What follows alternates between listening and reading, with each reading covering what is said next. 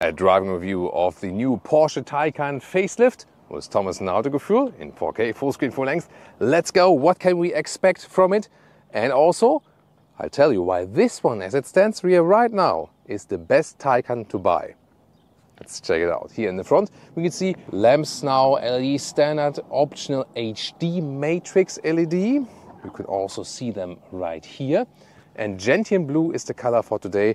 Yes, and I had, invested a lot of time to be also wearing gentian blue all over the place. Then here, 20-inch wheels with this closed aerodynamic designs. There are new wheel choices available, and the overall length is 4.96 meters or 195 inches. Biggest news on technology side as for the suspension. You have this new Porsche Active Ride that can lean into the corners, go up and down and so on. I'll soon also have a sample for that. Here, this one, however, is the rear-wheel drive model. The only one where you cannot spec it. It would be theoretically possible, it's just like Porsche policy. But it's interesting because the base rear-wheel drive model, which we have here, is the most bought Taycan, and that has also a reason, not only pricing. Here, by the way, recharging. There is a charging flap on both sides, and it's also now electric. This is the additional AC, in this case here for this version on the driver's side. On the other side, you also have the DC port, then 320 kilowatt peak, and 18 minutes from 10 to 80% state of charge. That is super impressive. Now the bigger battery is 97 kilowatt hours net, so that's a massive new boost. And there's a small battery which is now as big as the old big battery, almost now at 82 kilowatt hours. So massive boost in battery size and also then range. With the big battery, this can go almost 500 kilometers or 300 miles now. So we can score some 20 kilowatt hours and 100 kilometers, so some 3 miles per kilowatt hour. When you're going motorway, good temperature, cruise control, 100 kilometers an hour, 60 miles an hour. And then, of course, the values vary a little bit. Here, you can see light strip goes all the way through. This one in here, the base version, has this blue Porsche lettering here. That's actually very interesting.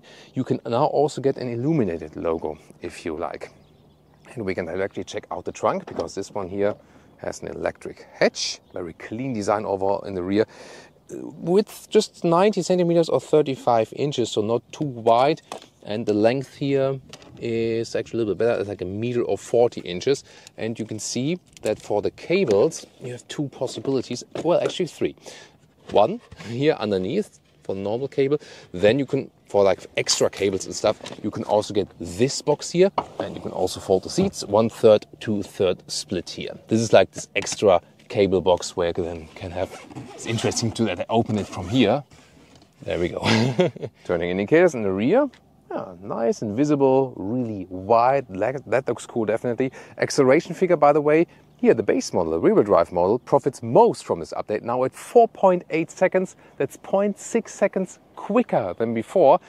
Turbo S is now also quicker at 2.4 seconds, and there's a new Turbo GT. I'll give you like a sneak peek at the end of this video today. This will minimum go 2.2 seconds to 1 kilometers an hour. Here, the turning indicators in the front, or the hazard lights, that looks really cool, right? This 4-dot structure. And then here with the key fob, I can open the frunk.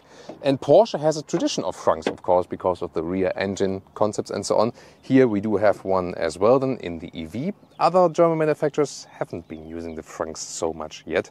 Now here in the Taycan, of course, in the new Macan EV, and in the Q6 e-tron, because they sit on the same platform. So this would then be the third possibility to put your charging cable. So Leah has already picked her color for today.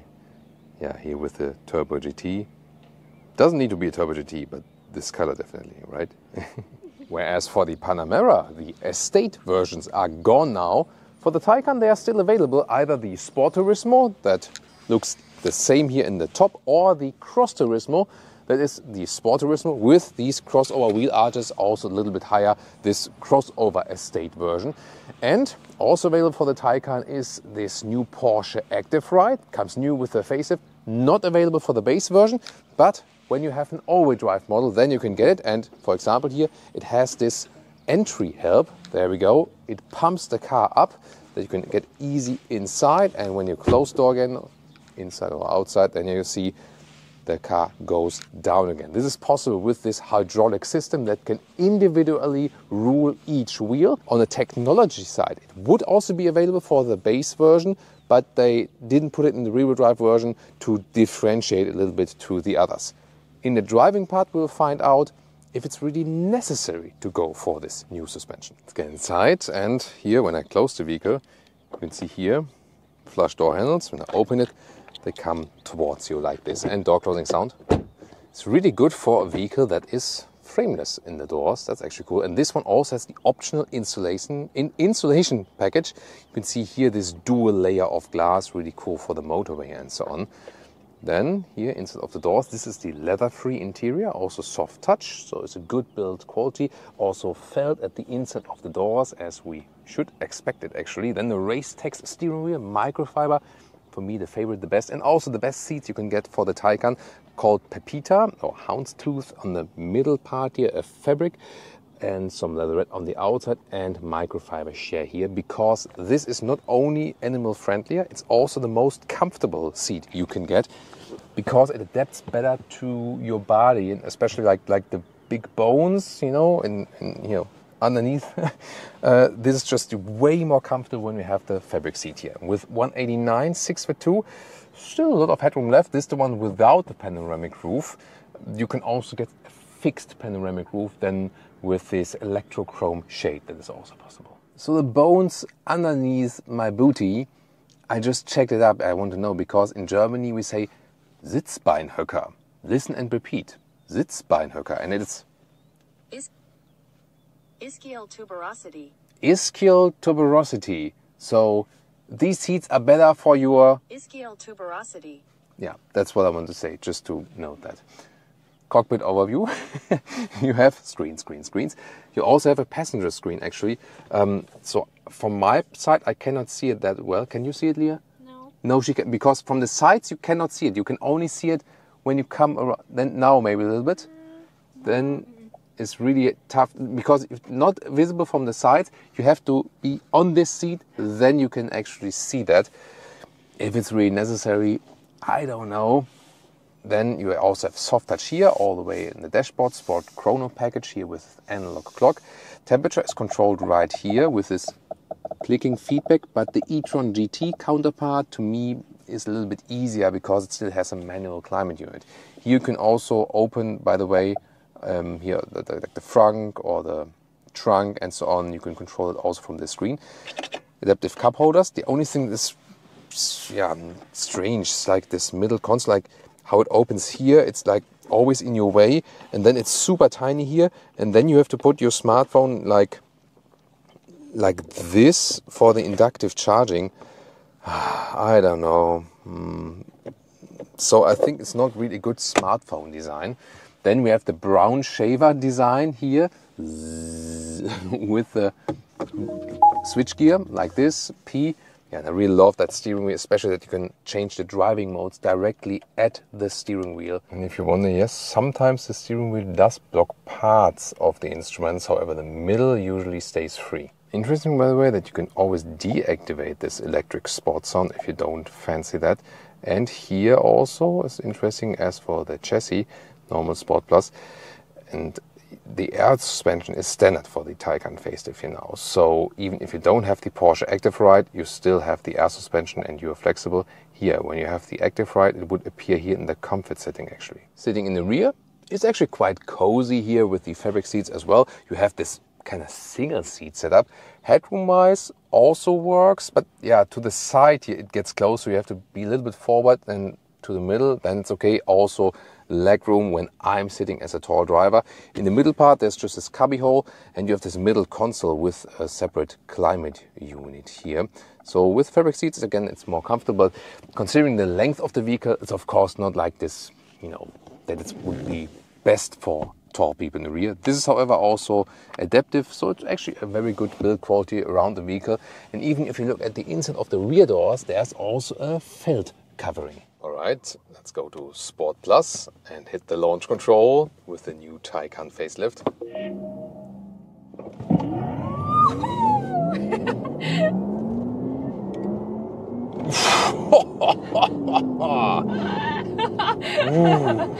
So official is now 4.8 seconds, 0.6 seconds quicker than before. So the base version here, this is the rear-wheel drive base version of the Taycan, actually profits most from this acceleration surplus.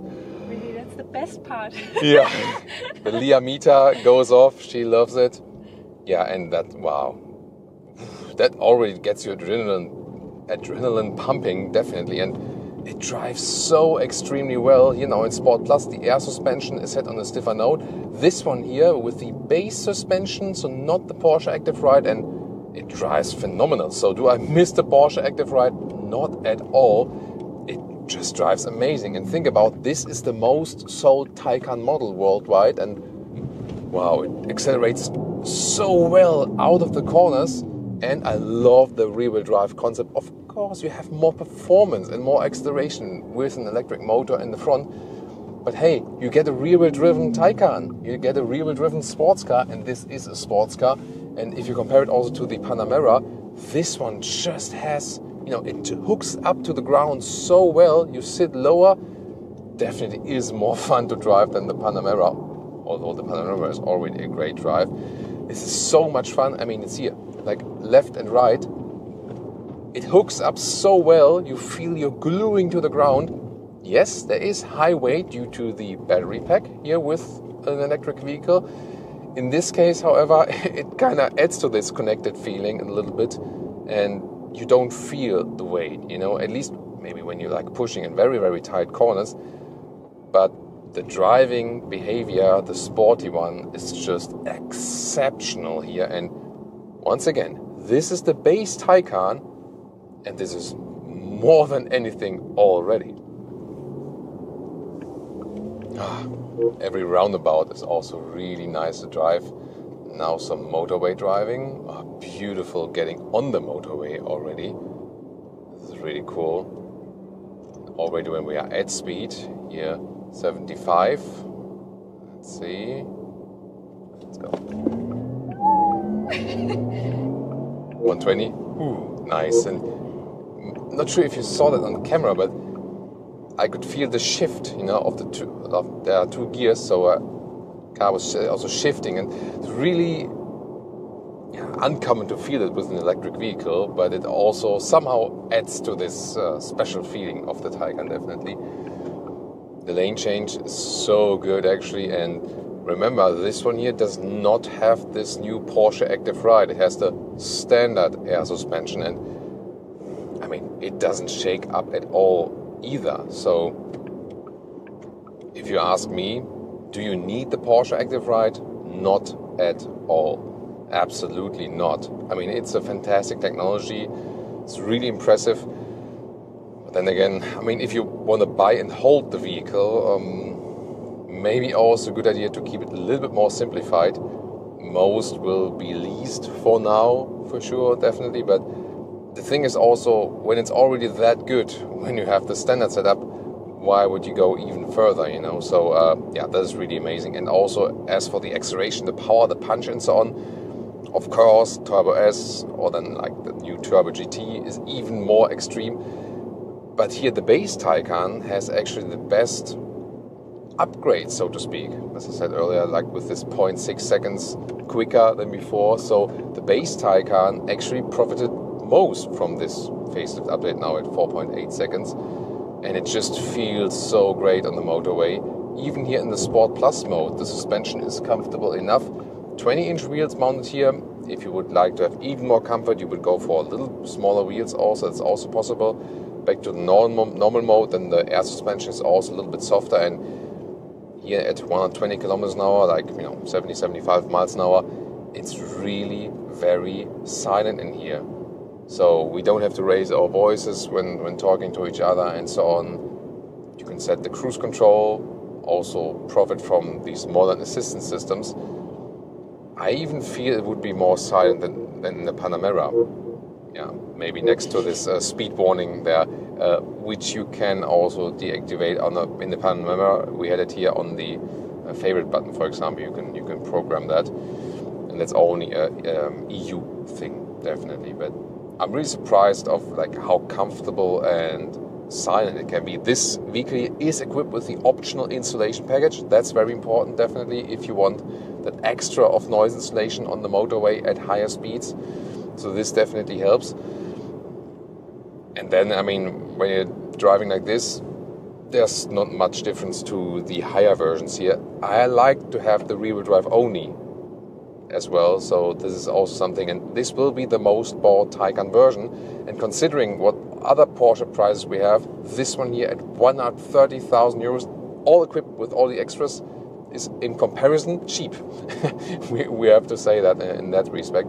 Here, let's do in a normal mode a quicker lane change and see how that reacts. Let's see about that. Wow, it's just flawless. This driving experience is so flawless and smooth. And once again, the fabric seats also add to the comfort, so they're way softer than the animal skin surface. So the car we're driving right here would be the most comfortable setup for everyday driving. And most Taycans will, of course, not be used on the racetrack, but for everyday driving. And for that, it's actually the most clever choice. We've been driving the same motorway with the Porsche Panamera.